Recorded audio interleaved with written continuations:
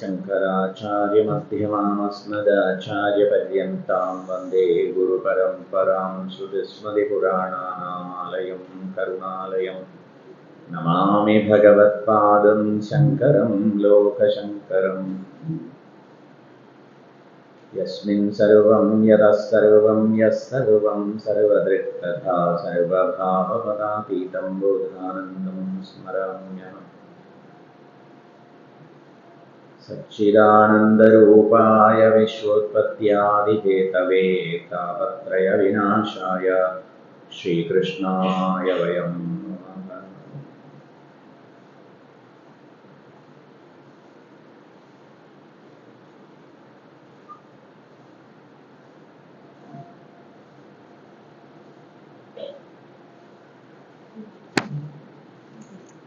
वन्दे मुकुन्दमरविन्ददलायताक्षम्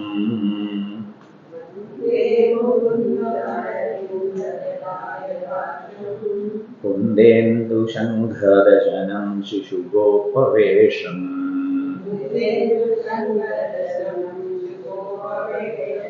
इन्द्रादिदेवगणवन्दितपादपीठम्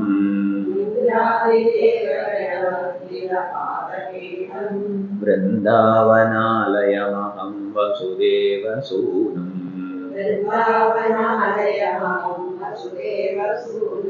श्रीवल्लभेदि वरदेदि दयापरेति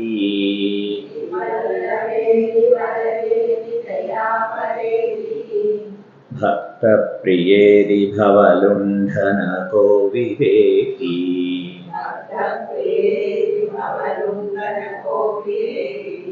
नाथेति नादशयनेति जगन्निवासेति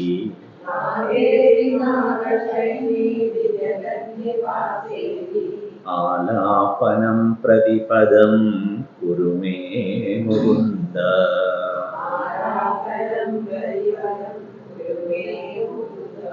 जयतु जयतु देवो न देवकीनन्दनोऽयम्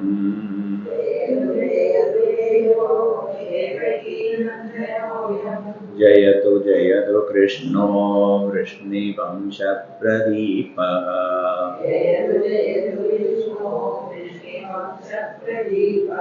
जयतु जयतु मेघश्यामलः कोमलाङ्गः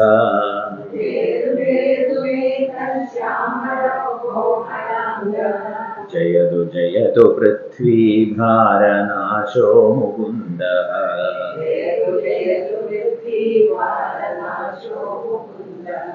मुकुन्दमूर्ध्ना प्रणिपत्य याचे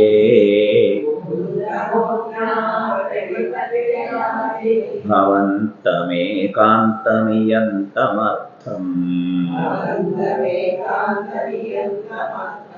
अविस्मृतित्वच्चरणारविन्दे भवे भवे मेस्तु भवत्प्रसादात्। नाहं वन्दे तव चरणयोर्द्वन्द्वमद्वन्द्वहेतो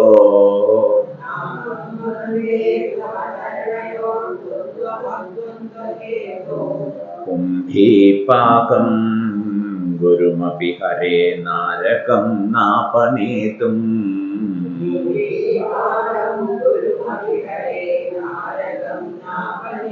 रम्या रामामृततनुलता नन्दनेनापिरन्तुम्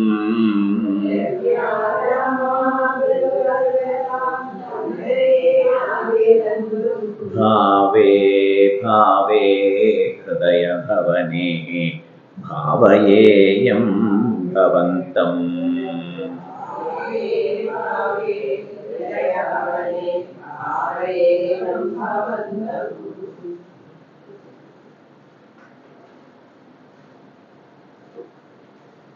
ശരിയായ ഇൻവെസ്റ്റ്മെന്റ് നടത്തിയാൽ അതിനനുസരിച്ച് ഇൻട്രസ്റ്റ് കിട്ടും എന്നുള്ളതാണ്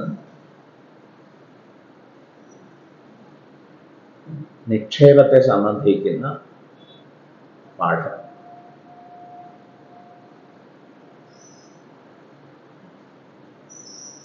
ഈ ബോധ്യത്തിൽ എന്താണ് ഇൻവെസ്റ്റ് ചെയ്യേണ്ടത്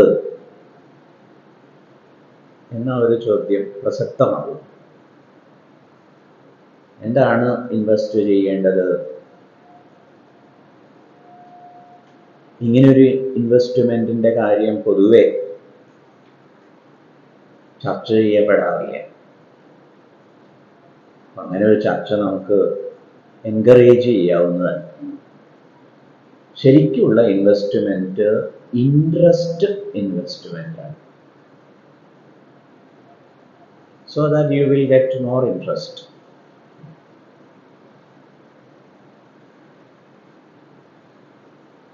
ഭഗവത്ഗീത 7-ാം അധ്യായത്തിൽ അന്യദേവതാ ഭക്തി പറയുന്ന കോണ്ടെക്സ്റ്റ് ആണെങ്കിലും യോ യോ യാം യാം തനൂം ഭക്തഃ ശ്രദ്ധയാർച്ചിതുമിച്ഛതി തസ്യ തസ്യ അചലാം ശ്രദ്ധാം താമേവ വിദധാമ്യഹം സദയാ ശ്രദ്ധയാ യുക്തഃ തസ്യ ആരാധനമീഹതേ ലഭതേ ച തതഃ കാമാൻ മയൈവ വിഹിതാൻ ഹിതാൻ എന്ന ഗംഭീരമായ 2 ശ്ലോകങ്ങളുണ്ട്.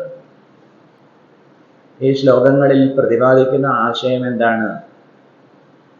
പറയണു, ഓരോരുത്തരും ഏതേത് മൂർത്തി വിശേഷങ്ങളിൽ ഇൻട്രസ്റ്റ് കാണിക്കുന്നുവോ, ശ്രദ്ധയെ ഇൻവെസ്റ്റ് ചെയ്യുന്നുവോ. ശ്രദ്ധ എന്ന് പറഞ്ഞാൽ utmost faith. It's not a superficial belief, ഉപരിപ്ലവമായ ഒരു വിശ്വാസമല്ല, മറിച്ച് ആഴമുള്ള ശ്രദ്ധ. ആ ശ്രദ്ധയെ എവിടെ ഇൻവെസ്റ്റ് ചെയ്യുന്നു? യോ യോ യാം യാം തനൂം ഭക്തഃ ശ്രദ്ധയാർച്ചിതുമിച്ഛതി തസ്യ തസ്യ അചലാം ശ്രദ്ധ. I will ensure that it is well rooted. അപ്പൊ ഭഗവാൻ നിങ്ങൾ ആണി എവിടെയാണ് വെക്കുന്നത് നോക്കി നടക്കുകയാണ്. എവിടെ ആണി വെച്ചോ അവിടെ അടിച്ചോ office. So the basic thing is where you invest your interest. ഇത് നമ്മൾ ശരിക്കും കുട്ടികൾക്കൊക്കെ പറഞ്ഞു കൊടുക്കേണ്ടതാണ്. Where you invest your interest, you will get maximum interest out of it.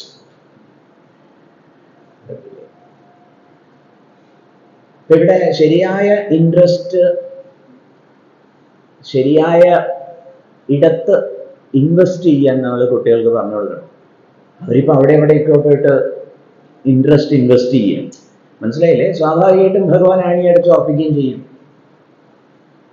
അപ്പൊ അച്ഛനും അമ്മയൊക്കെ ചോദിക്കും, നീ എന്ത് കണ്ടിട്ടാടി? ഉടനെ അവരെന്താ പറയാ, അത് നിങ്ങൾക്ക് പറഞ്ഞാൽ മനസ്സിലാവില്ല. കാരണം എന്താണ്? ഭഗവാൻ അടിച്ച് ഉറപ്പിച്ചു കഴിഞ്ഞു. ഇവിടെ മുകുന്ദമാല നമ്മളോട് ആവശ്യപ്പെടുന്നത്, please invest your interest on Mukunda so that you will get the interest of the interest that you invested. That is mukti. കാരണം മുകുന്ദന് മുക്തി തരാനാണ് ശേഷി. So he gives the complete freedom. അപ്പൊ മുകുന്ദനിൽ നമുക്ക് നമ്മുടെ ഇൻട്രസ്റ്റ് ഇൻവെസ്റ്റ് ചെയ്യാം. ആരാ മുകുന്ദൻ? മന്മഥൻ, സുന്ദരനാണ്. അതാണ് സൂചിപ്പിച്ചത്. എന്താ സൂചിപ്പിച്ചത്? അരവിന്ദദലായതാക്ഷം കുന്ദേന്ദു ശംഖദശനം. മന്മഥൻ. ഇനിയോ ബ്യൂട്ടിഫുള്ളാണ്, അതുകൊണ്ട് മാത്രം കാര്യമില്ല. സൗന്ദര്യത്തെ നമുക്ക് ആസ്വദിക്കാം, പക്ഷെ ആരാധന വേണമെങ്കിൽ ഈ സോ പവർഫുൾ എന്ന് മനസ്സിലാവണം. അതുകൊണ്ടാണ് ഇവിടെ സൂചിപ്പിച്ചത് ഇന്ദ്രാദിദേവ ഗണവന്ദിത പാദപീഠം. ഇന്ദ്രാദി ദേവഗണങ്ങൾ, ബ്രഹ്മാവ് ഒക്കെ വന്ദിക്കുന്ന പാദപീഠമാണ്. ഇപ്പൊ ബ്യൂട്ടിഫുള്ളാണ്, മൈറ്റിഫുള്ളുമാണ്. കേട്ടല്ലേ? ദേവതകളൊക്കെ ആരാധിക്കുന്ന പ്രഭു ദേവദേവേശ്വരനാണ്, യോഗയോഗേശ്വരനാണ്. ശിശുഗോപവേഷം വസുദേവസൂനി. എന്താ അർത്ഥമാക്കിയിരിക്കുന്നത്? നമുക്ക് പ്രാപ്യനാണ്, ആക്സസ് ഉണ്ട് എന്ന് പറയും. ചിലർക്ക് കരുത്തുണ്ടാവും, പക്ഷെ കരുണ ഉണ്ടാവില്ല. വേറെ ചിലർക്ക് കരുണ ഉണ്ടാവും, പക്ഷെ കരുത്തുണ്ടാവില്ല. രണ്ടുണ്ടെങ്കിലേ നമുക്ക് ഉപകാരം ഉണ്ടാവുള്ളൂ. ഇവിടെ അത് രണ്ടും ഉണ്ട് എന്ന് പറയും. ഇങ്ങനെയൊക്കെ ഒന്നാമത്തെ ശ്ലോകത്തിൽ പരിചയപ്പെടുത്തി തന്നു. രണ്ടാമത്തെ ശ്ലോകത്തിൽ എന്താ പറയുന്നത്? ഹേ ഭഗവൻ, please make me cry for U. Please make me cry for U. അവിടത്തേക്ക് വേണ്ടി ആലാപനം പ്രതിപദം കുരുമേ മുകുന്ദ. കരയുന്ന കുട്ടിക്ക് പാലുള്ളൂ എന്നുള്ളത് കൊണ്ട് നമ്മളിങ്ങനെ പാലിന് വേണ്ടിയല്ല, പലതിനു വേണ്ടിയാണ് കരയുന്നത്. ഈ മുക്തി രസാമൃതത്തിന് വേണ്ടി കരയുന്നില്ല. അപ്പൊ അതിനു വേണ്ടി കരയും. രണ്ട് പാഠമാണ്. കരയുന്ന കുട്ടിക്ക് പാലുള്ളൂ, ആ പാല് മുക്തി അല്ലെങ്കിൽ ആഗമരസമാവട്ടെ. ഭാഗവതത്തെ പരിചയപ്പെടുത്തുമ്പോൾ അങ്ങനെയാണല്ലോ പരിചയം. നിഗമ കൽപ്പതരോർ ഗളിതം ഫലം ശുഖമുഖാദ് അമൃതദ്രവ സംയുതം പിപത ഭാഗവതം രസം ആലയം മൂരഹോ രസികാ ഭുവി ഭാവുകാ. ഈ പാലിന് വേണ്ടി കരയാൻ നമ്മളെ സജ്ജമാക്കാനാണ് പ്രാർത്ഥന. ശ്രീവല്ലഭേതി വരദേതി ദയാപരേതി ഭക്തപ്രിയേതി ഭവലുണ്ഠന കോവിദേതി നാഥേതി നാഗശയനേതി ജഗന്നിവാസേത്യാലാപനം പ്രതിപദം കുരുമേ മുകുന്ദ. ഹേ Mukunda, please make me cry for you. അങ്ങേക്ക് വേണ്ടി കരയാൻ എന്നെ സജ്ജമാക്കിയാലും. രാവിലെ തൊട്ട് തുടങ്ങിയ ഈ ആലാപനം, എന്തൊക്കെ ആലാപനാണ്! ഒരു കൂട്ടം കഴിഞ്ഞിട്ട് വന്നിരിക്കുക, കണ്ടാവൊന്നും തോന്നില്ല കേട്ടോ. ഓ പരമസാത്വികര്, പക്ഷെ എന്തല്ലോ ഒരു കൂട്ടം. അനങ്ങിപ്പോവരുത്, മിണ്ടിപ്പോവരുത്, പറഞ്ഞനുസരിക്കണ്ടേ എല്ലാം.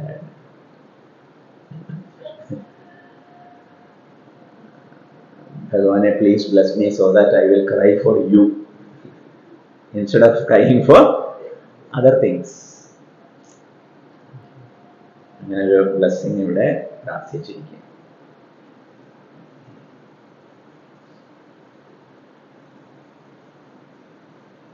മേലായ മൂലമതിയാലാവൃതം ജനനി നീലാസ്യമാടി വിടുമീ കോലാഹലം ഭുവനം ആലാപമാത്രമഖിലം.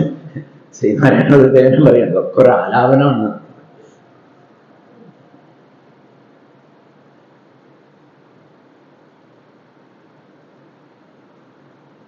പതിനഞ്ചാം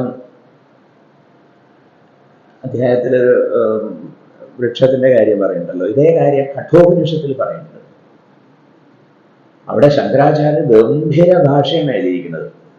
ആകെ ഒരു വരിയുള്ളൂ, ഊർധ്വമൂലോ അവാക്ഷാഖ ഏഷോ ശ്വത്ഥ സനാതന.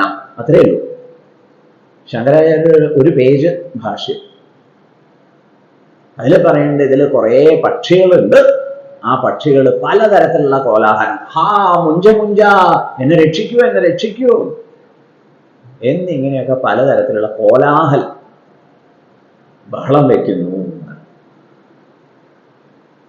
ആഹാ ഈഹി ഊഹു ജന്തവ, ജന്തുക്കൾ കുറെ ആഹാ എന്ന് എക്സൈറ്റഡ് ആവുന്നു. ഹി ഹി എന്ന് വിലപിക്കുന്നു, ഹൂ ഹൂ എന്ന് ആങ്സൈറ്റി പ്രകാശിപ്പിക്കുന്നു. അതിനൊക്കെ പകരം ശ്രീവല്ലഭ, ശ്രീ എന്ന് പറഞ്ഞാൽ ലക്ഷ്മി ദേവി, സകല ആവിഷ്കാരങ്ങളുടെയും അധിപതിയാണ് ശ്രീ. ആ ശ്രീയുടെ വല്ലഭൻ, മിസ്റ്റർ ശ്രീവല്ലഭ. ശ്രീയുടെ കണവനാണ് കണ്ണൻ.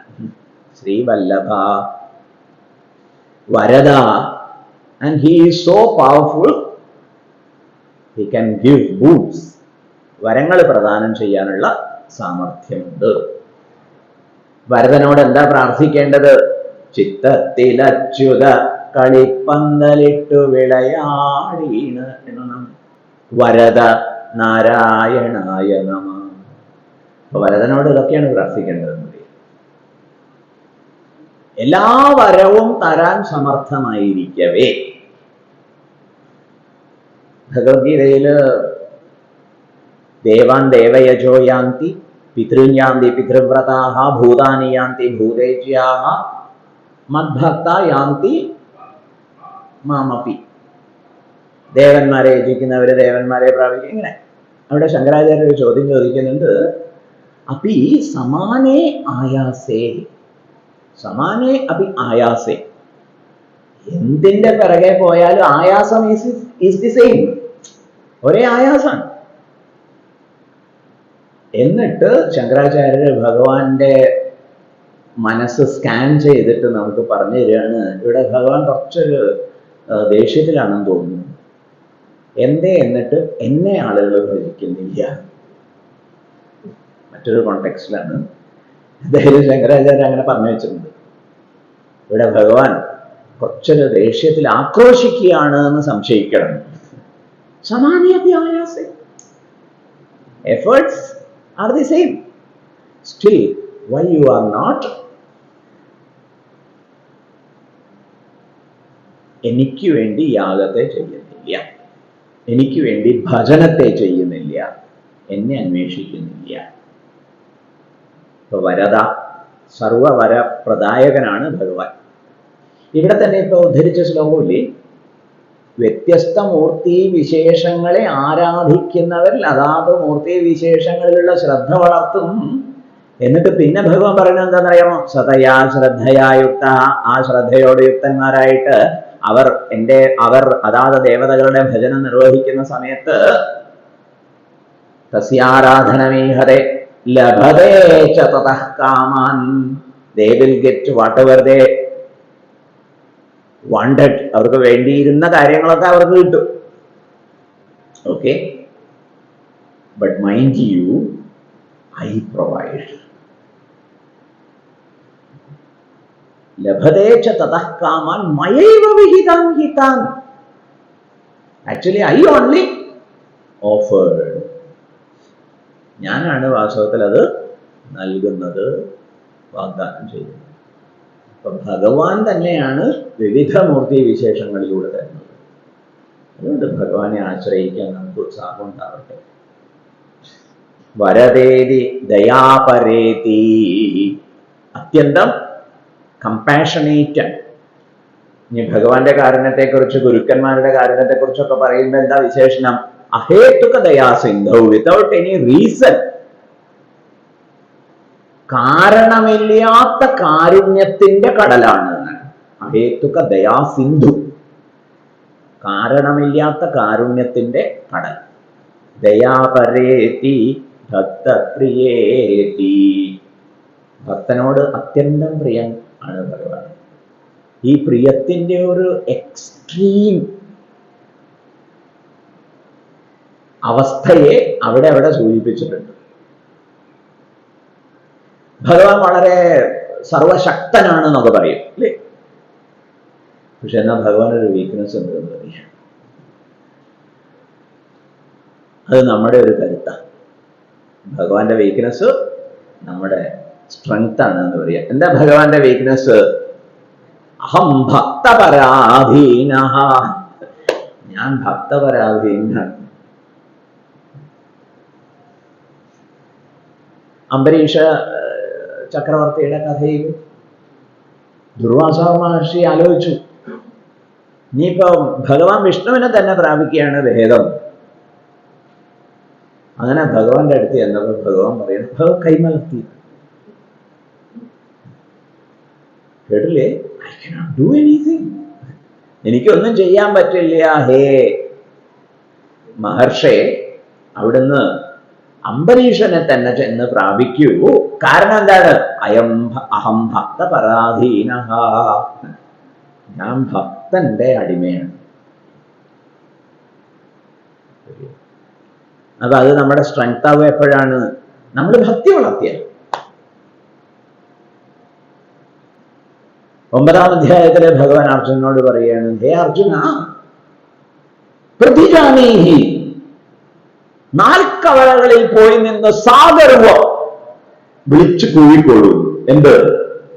നമേ ഭക്ത പ്രണശ്യതി, നിന്റെ ഭക്തൻ നശിക്കില്ല എന്നല്ല, എന്റെ ഭക്തൻ നശിക്കില്ല എന്ന്. ന വാസുദേവ ഭക്താനാം ക്വചിത് അശുഭം വിദ്യതേ, വാസുദേവ ഭക്തൻ ഒരു തരത്തിലുള്ള അശുഭവും ഉണ്ടാവില്ല എന്ന് നാൽക്കവലകളിൽ പോയി നിന്ന് സാഗർവം, സാഭിമാനം, സാവജ്ഞം, ഈശ്വരനെ ആശ്രയിക്കുന്നതിനെ സംബന്ധിച്ച് ആക്ഷേപമായിട്ട് സംസാരിക്കുന്നവരുടെ മുന്നിൽ അവജ്ഞയോടുകൂടി നീ പ്രഖ്യാപിച്ചോളൂ, ഭഗവാനെ, ഓ അതിന്റെ അങ്ങ് ചെയ്യുന്നില്ല, ഞാൻ ചെയ്ത് കഴിഞ്ഞാൽ ചിലപ്പോ ഏതെങ്കിലും ഭക്തൻ അതിന് വിരുദ്ധമായിട്ട് പറഞ്ഞാൽ അത് പാലിക്കാൻ പറ്റൂ, ഭക്ത പരാധീന. പക്ഷെ നീ പ്രതിജ്ഞ എടുത്താൽ ഞാനത് എന്ത് കഷ്ടം സഹിച്ചു ആണെങ്കിൽ പാലിക്കും. ഭക്തപ്രിയേതി. ഈ ഭഗവാൻ എന്ത് അനുഗ്രഹം ചെയ്യാൻ സാധിക്കും ചോദിക്കുക. ഭവലുണ്ഠന കോവിദേതി, ആള് സമർത്ഥനാണ് എന്ന് പറയാം. എന്തിനുള്ള സാമർഥ്യം? കോവിദ എന്ന് പറഞ്ഞ സമർത്ഥൻ. എന്തിനുള്ള സാമർഥ്യം? ഭവലുണ്ഠനം, ഭവത്തെ, സംസാര സാഗരത്തെ ഇല്ലാതാക്കാൻ, സംസാര സങ്കീർണതകളെ, സംസാര സങ്കടങ്ങളെ, സംസാര ഭയങ്ങളെ, സംസാര ദുഃഖങ്ങളെയൊക്കെ ഇല്ലാതാക്കാൻ സമർത്ഥനാണ്. ഭവലുണ്ഠന കോവിദേതി.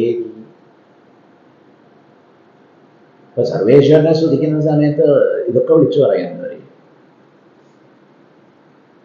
I take refuge because. എന്ത് കണ്ടിട്ടാന്ന് ചോദിച്ചു കഴിഞ്ഞാൽ ഇതൊക്കെ കണ്ടിട്ടാ. You are so eligible, you are so സമർത്ഥനാണ് എന്ന് പറയും. Oh efficient, yes, you are so efficient. അതുകൊണ്ടാണ് ഭവലുണ്ഠന കോവിദേതി നാഥേതി, അങ്ങ് നാഥനാണ് എന്ന് പറയും.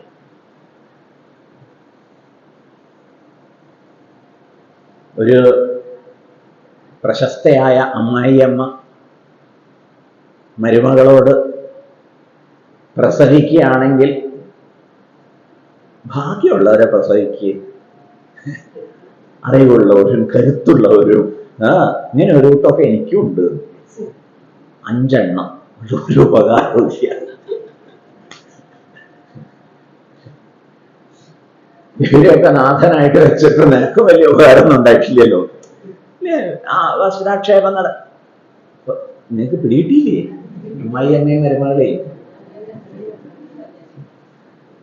ഏതായി അമ്മായിയമ്മ? കുന്തി മരുമകളോട് പറയാണ്, ഭാഗ്യവന്തം പ്രസൂയേഥ മാശൂരം മാച്ച പണ്ഡിതം. ശൂരന്മാരെയും പണ്ഡിതന്മാരെയും ഒന്നും പ്രസവിച്ചിട്ട് കാര്യമില്ല പാഞ്ചാലി.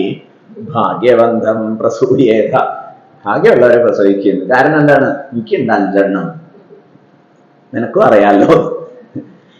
ഇവിടെ പറയാൻ ഉദ്ദേശിച്ചത് ആരാണ് നാഥൻ?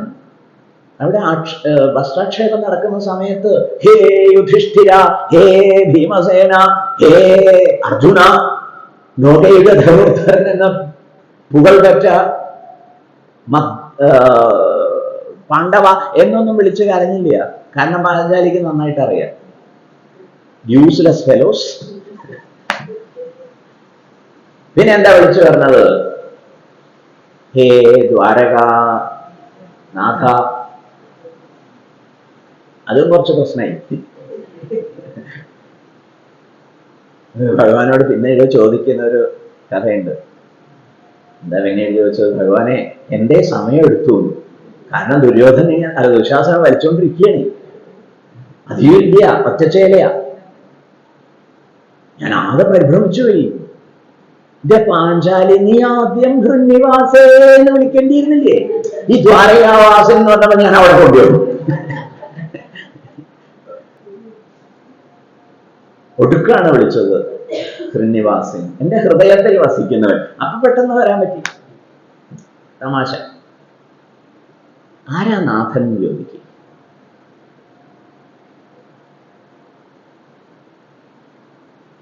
അതേ, ഇന്നെങ്കിലും കുറച്ച് നേരത്തെ ഇറങ്ങണ്ടേ, ഇവിടെ ആരും ഇല്ലാന്നറിയില്ലേ, കുട്ടികളൊക്കെ പുറത്തു പോയിരിക്കല്ലേ, എനിക്ക് പേടിയാവും. ഭർത്താവ്, ഞാനിതാ എത്തിപ്പോയി. അങ്ങനെ ഭാര്യ ഓടി മുൻഭാഗത്തേക്ക് വന്നു നോക്കുമ്പോൾ പടി കയറി അവിടെ വീണു. ഭയം കൊണ്ട് വിളിച്ചു വരുത്തിയതാ നാഥൻ. കിടപ്പിലായി. ശരിക്കുള്ള നാഥനാരാ എന്നറിഞ്ഞ് ആശ്രയിക്കണം. മറ്റ് നാഥന്മാരൊക്കെ നെയിംസേക്ക് നാഥൻസ്, ശരിക്കുള്ള ഭർത്താവ്. അതുകൊണ്ടാണ് മീരാഭായി പറഞ്ഞത്, ഞാൻ പുരുഷനെ കല്യാണം കഴിക്കുള്ളൂ. ഇല്ലേ, വലിയ മകളെ കല്യാണം കഴിക്കുന്നു ആവാം, തിരക്കിടൊന്നുമില്ല, പക്ഷേ പുരുഷനെ മാത്രമേ ഞാൻ കല്യാണം കഴിക്കുള്ളൂ. അങ്ങനെയാണ് കൃഷ്ണനെ വരിച്ചത് നാഥൻ. നാഥേരി നാഗശയനേതി ശാന്താകാരം ഭുജഗശയനം പത്മനാഭം സുരേശം വിശ്വാധാരം ഗഗനസദൃശം മേഘവർണം ശുഭാംഗം ലക്ഷ്മീകാന്തം കമലനയനം യോഗിഭിർധ്യാനഗമ്യം വന്ദേ വിഷ്ണും ഭവഭയഹരം. നാഗശയനം എന്ന് പറയുമ്പോൾ സിമ്പിളായിട്ട് മനസ്സിലാക്കി കളയരുത്, ഏതോ ഒരു കാട്ടുപാമ്പിന്റെ പുറത്ത് ശയിക്കണം, അങ്ങനെയല്ല. അതും പാമ്പിന്റെ പുറത്താണെങ്കിലും ശരി, ആ മുഖത്ത് ലവലേശം പരിഭ്രമമില്ല, ഭയമില്ല, ശാന്താകാരം. അങ്ങനെ യോഗനിദ്രയിൽ വർത്തിച്ചുകൊണ്ട് he controls, manages the whole universe. നാഗശയന Jagannivasa, he is the substratum for whole universe again. ജഗത്തിന്റെ മുഴുവൻ ആധാരമാണ്, ജഗത്ത് മുഴുവൻ ഭഗവാനിൽ നിവസിക്കുന്നു. ജഗന്നിവാസ ഇതി ആലാപനം. ഈ പ്രകാരമൊക്കെ ഞാൻ വിലപിക്കുമാറാവട്ടെ. നാമജപത്തിന്റെ പ്രാധാന്യത്തെക്കുറിച്ച് മനസ്സിലാക്കിയിട്ടുണ്ട് നമ്മളെല്ലാം, ഇല്ലേ? ഗൗരവ ബുദ്ധിയോടെ തന്നെ പരിഗണിച്ചോളൂ എന്ന് പറയും. എന്താ കാര്യം? യജ്ഞാനാം ജപയജ്ഞോസ്മി, യജ്ഞങ്ങളിൽ ജപയജ്ഞമാണ് ഞാൻ എന്ന് ഭഗവാൻ പ്രത്യേക സർട്ടിഫിക്കറ്റ് നാമജപത്തിന് നൽകിയിട്ടുണ്ട്.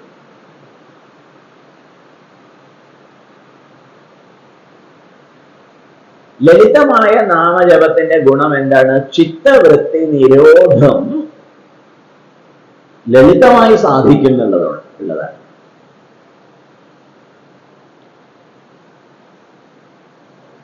ചിന്ത എന്ന് പറയുന്നത് മൗനമായ സംസാരമാണ്. I hope you all will agree. മൗനമായ സംസാരമാണ് ചിന്ത. റൈറ്റ്? ചിന്തിക്കുന്നതിനെ ശ്രദ്ധിച്ചു നോക്കൂ. സംസാരിക്കുന്നില്ല എന്നേ ഉള്ളൂ, പക്ഷേ സംസാരിക്കുക.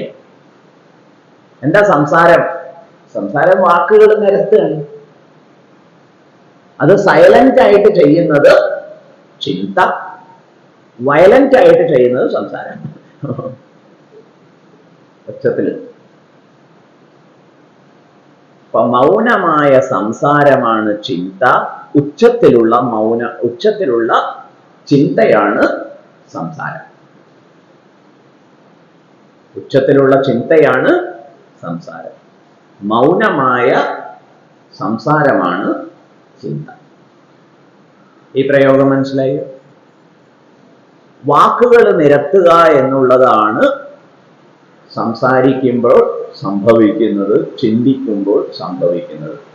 ഈ വാക്കുകളുടെ സ്ഥാനത്തേക്കാണ് നാമത്തെ നമ്മൾ സബ്സ്റ്റിറ്റ്യൂട്ട് ചെയ്യുന്നത്.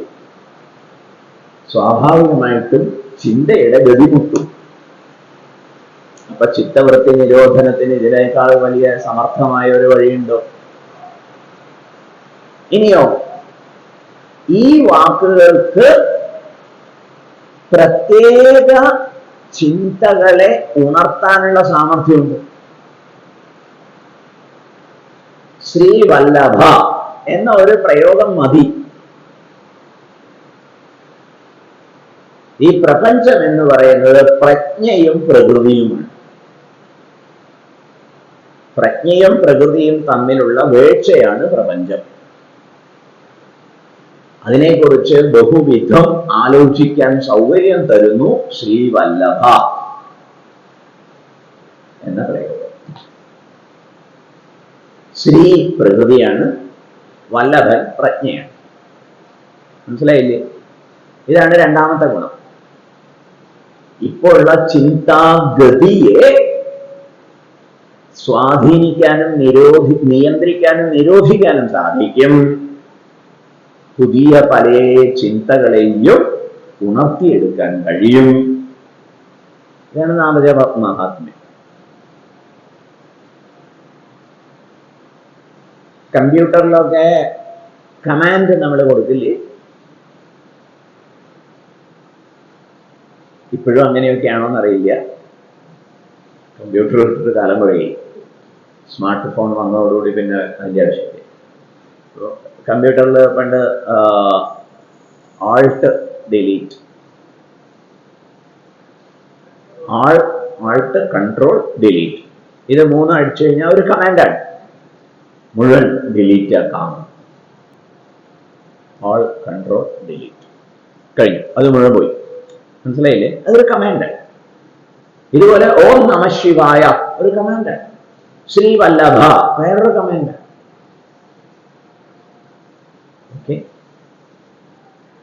അപ്പൊ കമ്പ്യൂട്ടറിലെ സ്വിച്ച് ബോർഡ് പോലെ നാമജപം നമ്മെ സഹായിക്കും.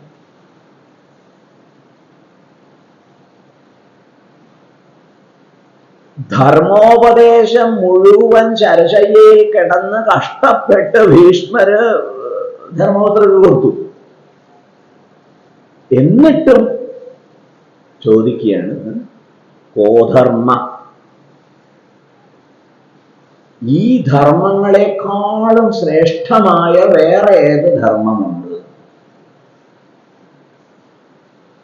ഇത്രയും വിസ്തരിച്ച ശേഷം കോധർമ്മ സർവധർമാണാം, സകല ധർമ്മങ്ങളെക്കാളും ശ്രേഷ്ഠമായ ധർമ്മമേതാണ്? ഭീഷ്മർ അതിന് മറുപടി പറഞ്ഞതോ, വിശ്വം വിഷ്ണുർവഷത്കാരോ ഭൂതഭവ്യ ഭവത് പ്രഭു ഭൂതകൃദ്ഭൂതഭൃദ്ഭാവ നാമജപ മാഹാത്മ്യം. മനസ്സിലായില്ലേ? വിഷ്ണു സഹസ്രനാമം. ഇപ്പൊ വിഷ്ണു സഹസ്രനാമ അവതാരത്തിന്റെ കോണ്ടെക്സ്റ്റ് പരിശോധിച്ചാലും ഇത് മതി എന്ന് പറയും. രണ്ടാമത്തെ ശ്ലോകത്തിന്റെ പ്രാധാന്യം പ്രയോജനപ്പെടുത്തൂ. ശ്രീവല്ലഭേരി വരദേരി ദയാപരേതി ഭക്തപ്രിയേരി ഭവലുണ്ഠന കോവിദേതി നാഥേരി നാഗശയനേരി ജഗന്നിവാസേത്യാലാപനം പ്രതിപദം കുരു മേ മുകുന്ദ.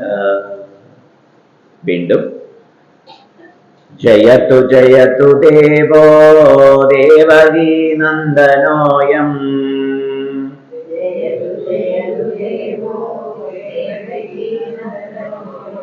ജയതു ജയതു കൃഷ്ണോ വൃഷ്ണിവംശപ്രദീപഃ.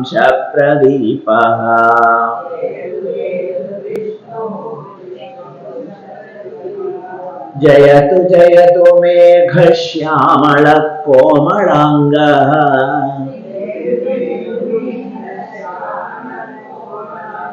ജയതു ജയതു പൃഥ്വീനാശഭാരോ മുകുന്ദഃ.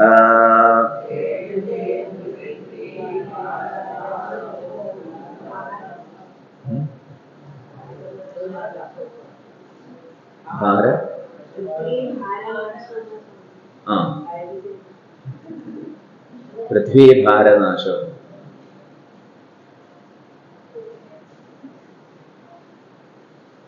ജയത്തു ജയിക്കട്ടെ. അതിപ്പോ നിങ്ങൾ പറഞ്ഞിട്ട് വേണ്ടേ? ആലോചിച്ചപ്പോ നമ്മുടെ ഒരു ഭാവം ഭഗവാൻ ജയിക്കട്ടെ, നമ്മൾ പറയേണ്ട കാര്യമില്ല. ഭഗവാൻ സർവദാ വിജയിച്ച് വിരാജിക്കുന്നു.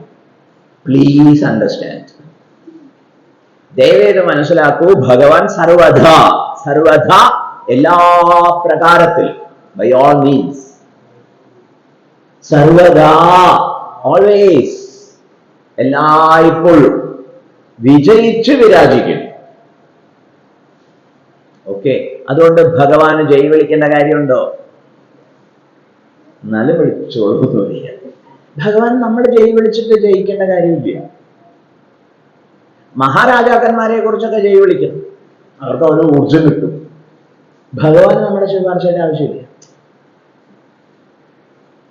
മനസ്സിലായില്ലേ? അപ്പൊ ചോദ്യം, പിന്നെ എന്തിനാണ് ജയ് വിളിക്കുന്നത്? ശരിക്കും റിക്വസ്റ്റ് ചെയ്യാൻ. എന്താ റിക്വസ്റ്റ് ചെയ്യുന്നത്? എൻ്റെ അന്ധക്കരണത്തിന്റെ ഇരുളറകളിൽ ഇപ്പോൾ അൺഫോർച്ചുനേറ്റ്ലി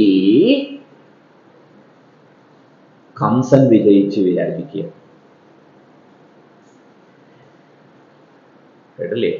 വസുദേവരും ദേവകിയും കംസന്റെ കാരാഗൃഹത്തിൽ എന്നൊക്കെ പറയുന്നതിന്റെ സിഗ്നിഫിക്കൻസ്, അതൊരു സിംബോളിക് റെപ്രസെന്റേഷൻ ആണ്, പ്രതീകാത്മക ചിത്രീകരണം.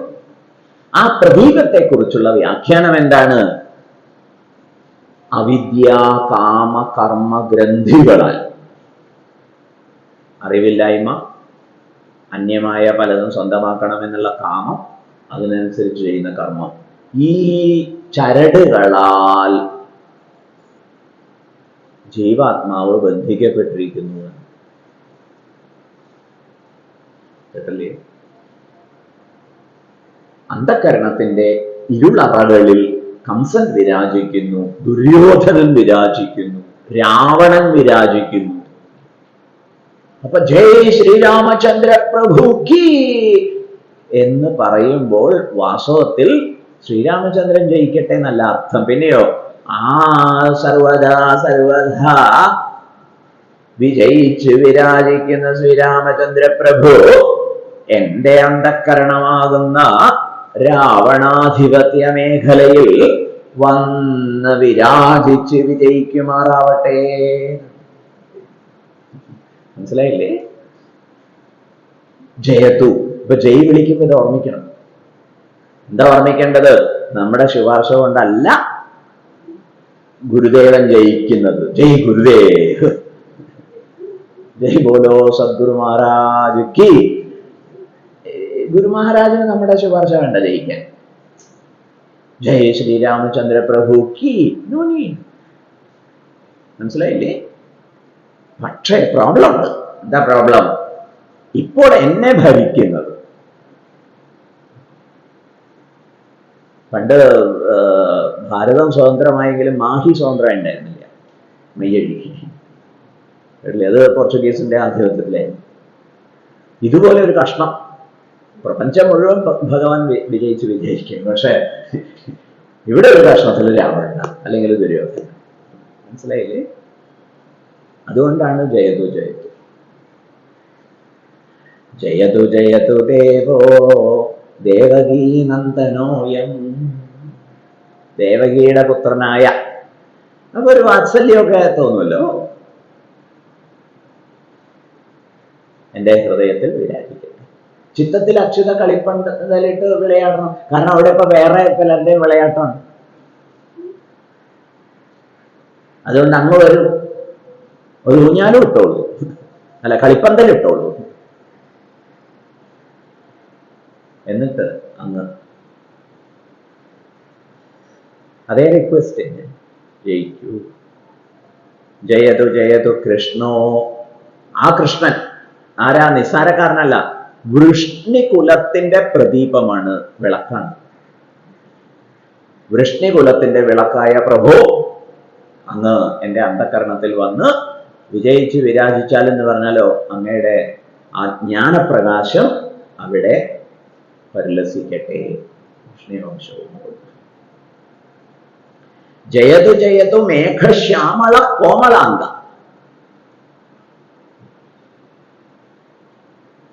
ശ്യാമള മേഘശ്യാമള കോമളാംഗ. ഹേ ഭഗവാനെ കോടക്കാറൊളി വർണ്ണ. ഭഗവാന്റെ നിറം എന്താണ്? കാർമേഘത്തിന്റെ കറുപ്പാണ്. കോടക്കാറൊളി വർണ്ണ ഭഗവാനെ, അങ്ങ് എൻ്റെ അന്ധകരണത്തിൽ വിളയാടിയാലും. കോടക്കാറൊളി കോമളാംഗ. നല്ല കാർമേഘത്തിന്റെ കറുപ്പ് നിറത്തോടു കൂടിയ അവയവങ്ങളോടൊത്തവനെ, കോടക്കാറൊളി കോമളാംഗ.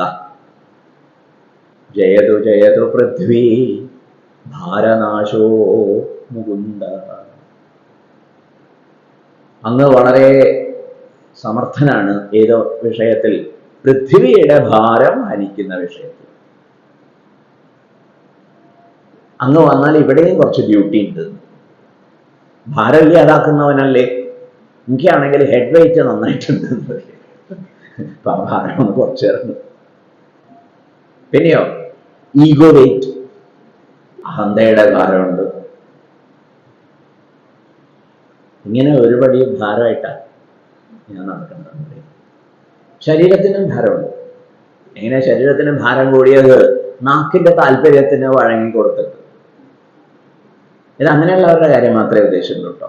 ചിലർക്ക് ജനറ്റിക് ആയിട്ടൊക്കെ, അതും നേരത്തെയുള്ള ഒരു കർമ്മ ഭോഗ താല്പര്യത്തിന്റെ പ്രകടനമാണ്.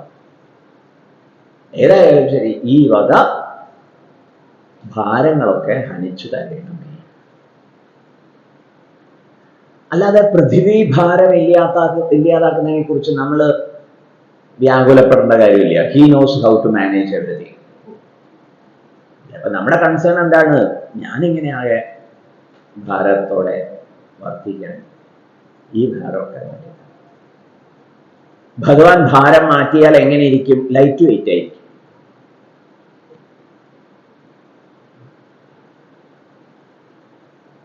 യോഗാനുഷ്ഠാനത്തിന്റെ ഫലം പറയുന്നിടത്ത് അംഗലാഘവം അങ്ങനെ പ്രയോഗം. Light weight. മനസ്സിലും ഭാരമില്ല, ശരീരത്തിലും ഭാരമില്ല. മനസ്സിന്റെ ഭാരരാഹിത്യത്തെക്കുറിച്ച് ഒരു അന്തശീതളിമ എന്നാണ് പ്രയോഗം. അതൊക്കെ നല്ല കുളിരാണ്. എയർ കണ്ടീഷനിലാണ്.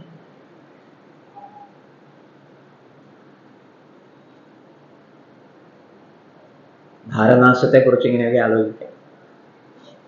അങ്ങനെ ഒരു പ്രാർത്ഥന. ജയതു ജയതു ദേവോ ദേവകീ നന്ദനോയം. ജയതു ജയതു കൃഷ്ണോ വൃഷ്ണിവംശ പ്രദീപഃ. ജയതു ജയതു മേഘശ്യാമള കോമളാംഗഃ. ജയതു ജയതു പൃഥ്വി ഭാരനാശോ മുകുന്ദഃ.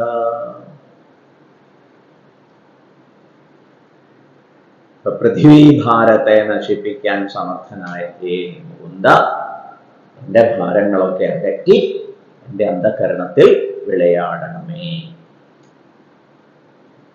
ഇവിടെ ഭഗവാന്റെ ജയത്തെ സംബന്ധിച്ച് ഒരു ഉത്തമ ചിത്രീകരണം. ആജീവനാന്തം ബഹുമുഖ പോരാട്ടങ്ങളിൽ പെട്ട് ആകെ തകർന്ന് താൻ കാണിച്ച നോട്ടക്കുറവിന്റെ പ്രതിഫലം എന്നോണം ലഭിച്ച ശരശയ്യയിൽ കിടക്കുന്ന ഭീഷ്മർ. പരമഭാഗവതരായിട്ടുള്ള ഭീഷ്മര്, മഹാഭാരത ഭീഷ്മരെ കുറിച്ചല്ല പറയുന്നത്, പരമഭാഗവതരായിട്ടുള്ള ഭീഷ്മർ ശരശയ്യയിൽ കിടന്ന് ഉപദേശമൊക്കെ നൽകിയ ശേഷം ഭഗവാന്റെ പല രൂപങ്ങളും ചിന്തിക്കുന്നുണ്ട്. ശരീരത്യാഗത്തിന് തൊട്ടും ആ സമയത്ത് പ്രഭോ അവിടുന്ന് രാജസൂയം നടക്കുന്ന സമയത്ത് ധർമ്മപുത്രർക്ക് വേണ്ടിയിട്ട് സംഘടിപ്പിക്കപ്പെട്ടു. അഗ്രാസനത്തിൽ ഇരുത്തി ആരെ പൂജിക്കണമെന്നുള്ള അന്വേഷണത്തിന് സഹദേവനായിരുന്നു അതിന്റെ ഡിപ്പാർട്ട്മെന്റ്. സഹദേവനെയാണ് ഏൽപ്പിച്ചത്, കൈകാര്യം ചെയ്യുന്നത് സഹദേവനായിരുന്നു. സഹദേവൻ പറഞ്ഞു, ആരെ പൂജിക്കാൻ? കൃഷ്ണൻ. രണ്ടാമതൊന്നും ആലോചിക്കാനില്ല. ഭീഷ്മരെ ആലോചിക്കുകയാണ്. അന്ന് 10,000-20,000 രാജാക്കന്മാരുടെ കണക്ക് പ്രത്യേകം പറയാൻ കാരണം ഭഗവാൻ നരകാസുരന്റെ കൊട്ടാരത്തിൽ നിന്ന് മോചിപ്പിച്ചവർ അല്ല, ജരാസന്ധന്റെ കൊട്ടാരത്തിൽ നിന്ന് മോചിപ്പിച്ച 20,000 രാജാക്കന്മാർ പ്ലസ് ക്ഷണിച്ചിട്ട് അനവധി പേര് എത്തിച്ചേർന്നു. അങ്ങനെയുള്ള ഒരു വലിയ സദസ്സിൽ അതിൻ്റെ മധ്യഭാഗത്ത് സിംഹാസനത്തിൽ ഇരുന്ന് ഭഗവാൻ അരുളുന്നു. ഇതുപോലെ നമ്മുടെ ഹൃദയത്തിൽ ആ സിംഹാസനം, കനക സിംഹാസനം ഇട്ട് ഭഗവാനെ ആവാഹിച്ചിരുത്തുക.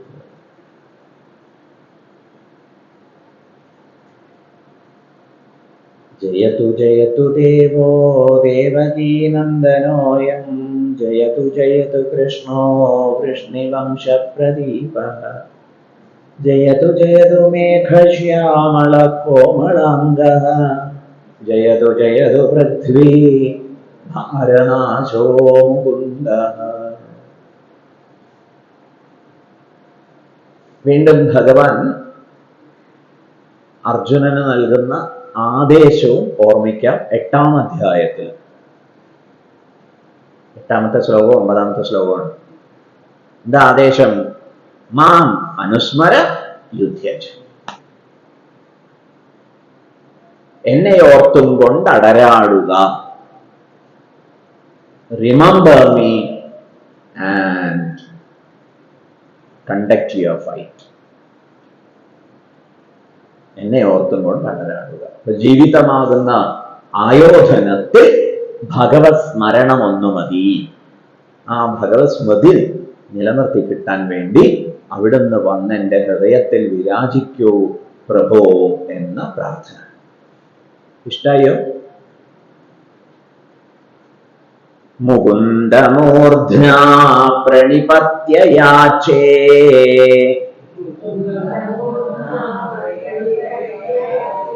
ഭവന്തമേകാന്തമിയന്തമർത്ഥം, അവിസ്മൃതി ത്വച്ചരണാരവിന്ദേ,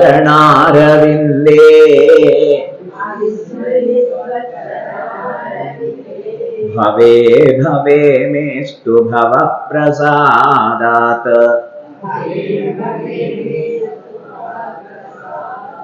മുകുന്ദ, ഹേ മുക്തിപ്രദാതാവായ പ്രഭോ, മൂർധ്ന, എൻ്റെ ശിരസ്, പ്രണിപത്യ, അർപ്പിച്ചുകൊണ്ട്, യാചേ, ഐ ബെഗ്, ഞാൻ യാചിക്കുന്നു.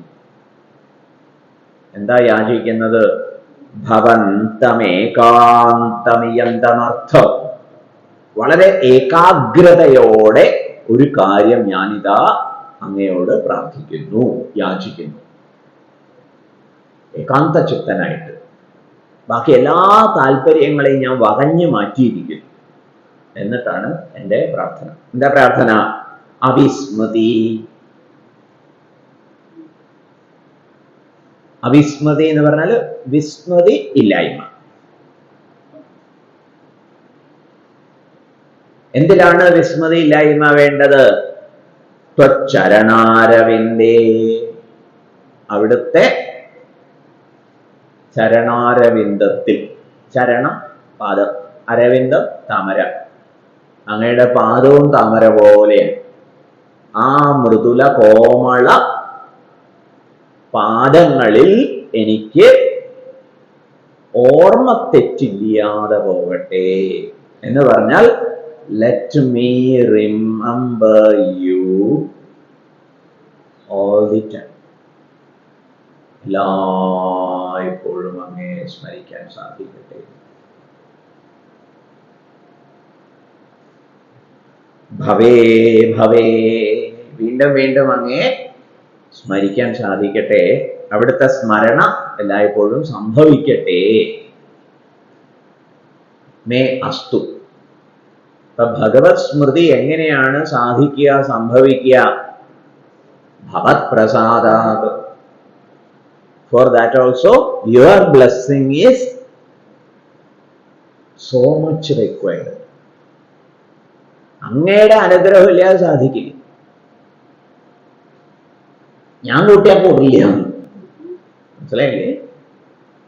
അങ്ങനെയാണെങ്കിൽ എല്ലാ ദിവസവും ഞാൻ ആലോചിക്കാറുണ്ട്.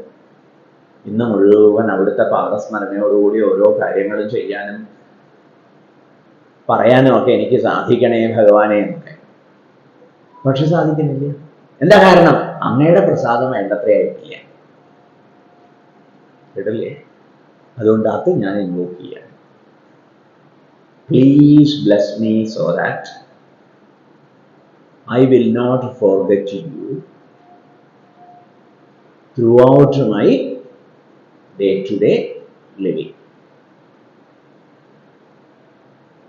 നിത്യ നിരന്തര ഭഗവത് സ്മരണത്തിനായി കൊണ്ടുള്ള പ്രാർത്ഥന. അതിന് പ്രാർത്ഥിക്കേണ്ട വല്ല ആവശ്യമുണ്ടോ? അങ്ങോട്ട് സ്മരിച്ചാൽ പോരെന്നാണെങ്കിലോ, സ്മരിക്കാൻ ഞാൻ ഒരുമ്പെട്ട് കഴിഞ്ഞാൽ അവിടുത്തെ സ്മരണ ഒഴികെ ബാക്കിയെല്ലാം. അത് നമ്മൾ ഇടയ്ക്കിടയ്ക്ക് വിളിച്ചു പറയും ചെയ്യും, ഞാനൊന്നും മറന്നിട്ടില്ല കേട്ടോ. മറക്കേണ്ട കാര്യങ്ങളായിരുന്നു, ഒന്നും മറന്നിട്ടില്ല. അങ്ങനെ വല്ല വിചാരം ഉണ്ടെങ്കിൽ അത് മാറ്റി വെച്ചോളൂ. കേട്ടില്ലേ? ഞാനിതൊന്നും മറന്നിട്ടില്ല, ഞാൻ എല്ലാം മറന്നു എന്നൊന്നും വിചാരിക്കേണ്ട.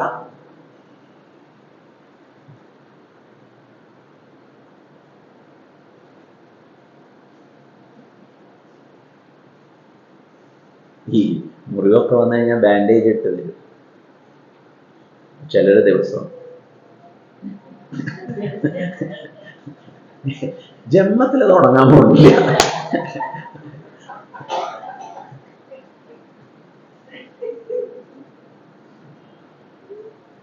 സ്വാമിക്ക് ഓർമ്മ വരുന്നത് കാര്യം ഭർത്താവ് നല്ല ചണ്ടാവടക്കം സ്വാമിയുടെ അടുത്ത് വന്നു. സ്വാമി രണ്ടുപേരെ മാറി മാറി കേട്ടു. സ്വാമി തന്നെ വലിയ ഇന്റർവെൻഷൻ്റെ ഒന്നും ആവശ്യമില്ല. ഇവരോട് രണ്ടുപേരോട് ഒരു കാര്യം പറഞ്ഞു, നിനക്ക് ശണ്ഠ കൂടാൻ തോന്നിയാൽ ശണ്ഠ കൂടിക്കോളും, പക്ഷേ ഒന്നേന്ന് പറഞ്ഞ് തുടങ്ങരുത്, അന്ന് നടന്നത് പറഞ്ഞോളൂ. ഇപ്പൊ എന്തിനാ കലഹിക്കണത്? ഇപ്പോ ബാത്റൂമില് തോർത്തുമുണ്ട്, കുളി കഴിഞ്ഞ് തോർത്തി കഴിഞ്ഞാൽ അപ്പൊ തന്നെ അലക്കിയിടാന്നുള്ള ഒരു, അലക്കുക എന്ന് പറഞ്ഞാൽ വിശദമായിട്ടുള്ള അലക്കളൊന്നുമില്ല, ഒന്ന് വെള്ളത്തിലിട്ട് എന്നിട്ട് തോരയിടുക. അങ്ങനെ തീരുമാനം എടുത്തിട്ട് അത് ചെയ്യാതെ ഇന്നിപ്പോ ചുറ്റി കുട്ടിയിട്ട് വന്നിരിക്കും. മനസ്സിലായില്ലേ?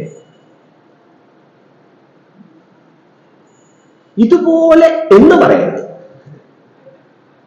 ഇന്നിപ്പോ അതിനാണ് ഭാവം. 2 മാസം കൊണ്ട് നേരെയായി. എന്താ കാരണം? ഒന്നേന്നുണ്ടെന്നില്ല. നമ്മുടെ ഒരു ഓർമ്മശക്തിയുടെ ദ്രോഹി.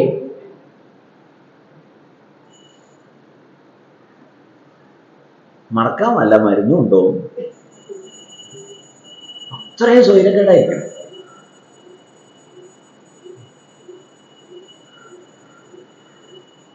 ഭഗവാനോട് ഒരാൾ കയർപ്പ് കേട്ടില്ലേ? ഭഗവാൻ പറഞ്ഞു, ധ്യായതോ വിഷയാൻപം സഹ സംഗസ്തേഷോപജായതേ സഞ്ജായതേ കാമഃ കാമാത് ക്രോധഃ അഭിജായതേ ക്രോധാത് ഭവതി സമ്മോഹഃ സമ്മോഹാത് സ്മൃതി വിഭ്രമഃ. പറഞ്ഞേ ഒരു സ്മൃതി ഭ്രംശവും ഇല്ല. ദേഷ്യം വരുമ്പോഴേ ഒരു സ്മൃതി ഭ്രംശവും ഇല്ല, മുഴുവൻ ഓർത്തെടുത്ത് എന്നുള്ളത് കാണുന്നുണ്ട്.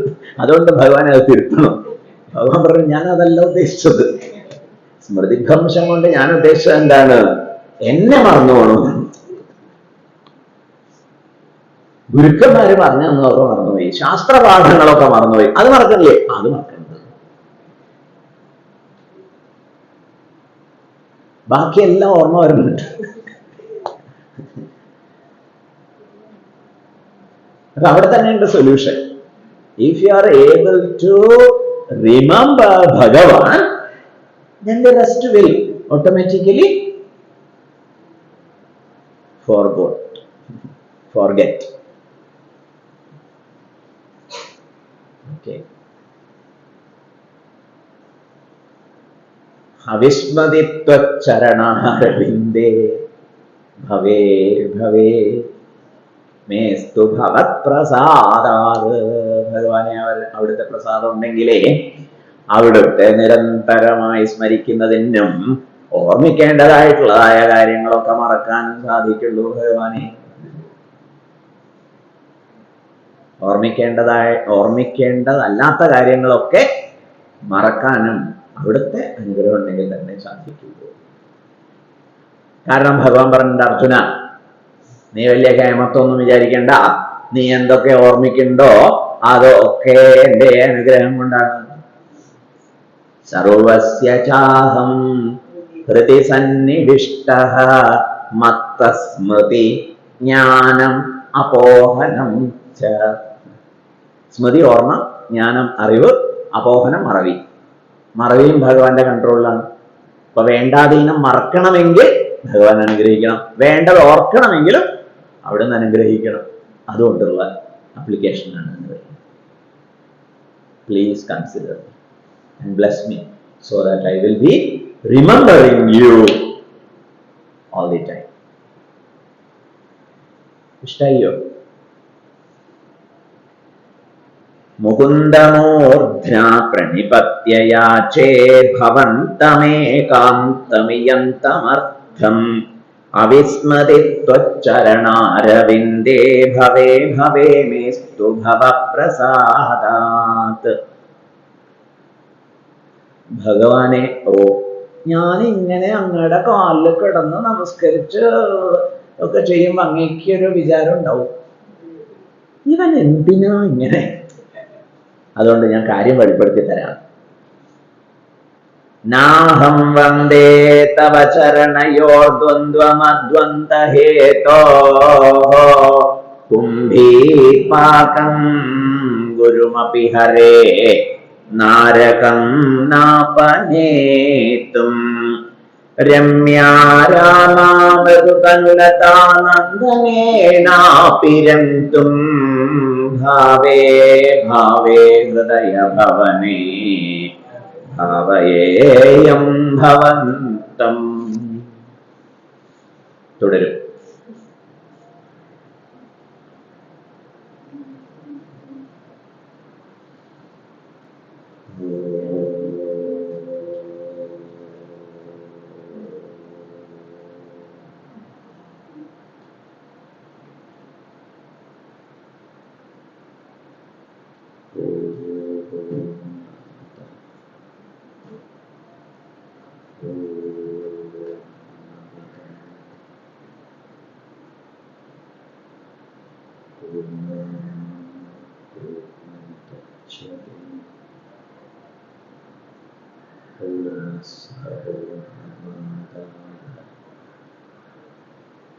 പൂർണ്ണമേവാവശിഷ്യത്തെ. ഓം ശാന്തി.